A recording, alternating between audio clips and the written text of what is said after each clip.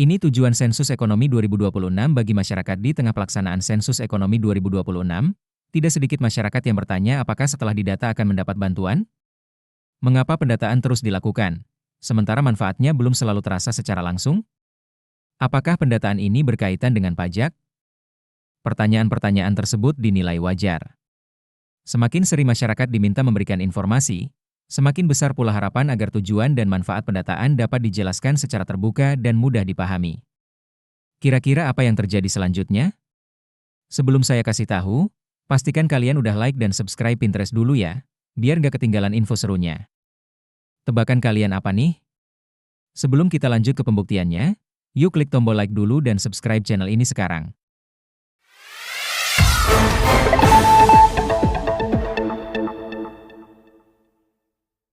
Pertama, sensus ekonomi bukan pendataan pajak.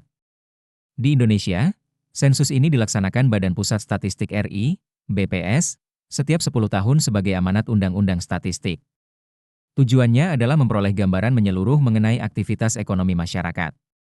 Data yang dikumpulkan digunakan hanya untuk kepentingan statistik. Kerahasiaan data individu dan usaha dilindungi oleh undang-undang.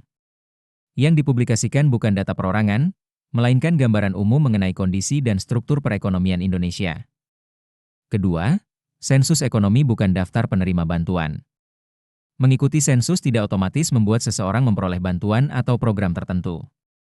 Setiap program pemerintah memiliki tujuan, sasaran, dan mekanisme yang berbeda, namun di sisi lain, berbagai kebijakan dan program akan jauh lebih sulit dirancang dengan baik jika tidak didukung oleh data yang memadai. Disinilah letak pentingnya sensus ekonomi.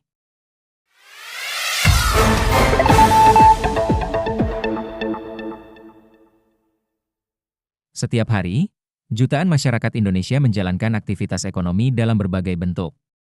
Ada yang mengelola warung, bengkel, usaha makanan rumahan, toko kecil, jasa perbaikan, usaha berbasis digital, hingga berbagai pekerjaan mandiri lainnya. Sebagian besar mungkin tidak pernah muncul dalam pemberitaan atau laporan ekonomi besar, tetapi justru dari aktivitas itulah jutaan keluarga memperoleh penghasilan dan menggerakkan perekonomian daerah. Masalahnya, sesuatu yang tidak terlihat akan sulit diperhitungkan, ungkapnya. Jika suatu kelompok usaha tidak tercatat, kebutuhan dan tantangan yang mereka hadapi akan lebih sulit dikenali. Jika kebutuhan tersebut tidak terbaca, kebijakan yang disusun berisiko tidak menjawab kondisi yang sebenarnya terjadi di lapangan.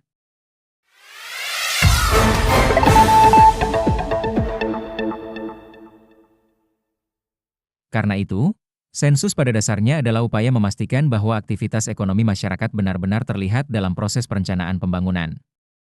Data hasil sensus membantu memberikan gambaran mengenai jenis usaha yang berkembang, persebaran kegiatan ekonomi, karakteristik pelaku usaha, serta potensi yang dimiliki setiap daerah. Informasi tersebut menjadi salah satu bahan penting bagi pemerintah, dunia usaha, akademisi, maupun pemangku kepentingan lainnya dalam memahami kondisi ekonomi secara lebih utuh. Katanya, data yang baik juga membantu pembangunan dilakukan secara lebih tepat sasaran. Ketika aktivitas ekonomi suatu wilayah dapat dipetakan dengan jelas, kebutuhan infrastruktur, pengembangan sumber daya manusia, dukungan usaha, maupun peningkatan konektivitas akan lebih mudah dipahami.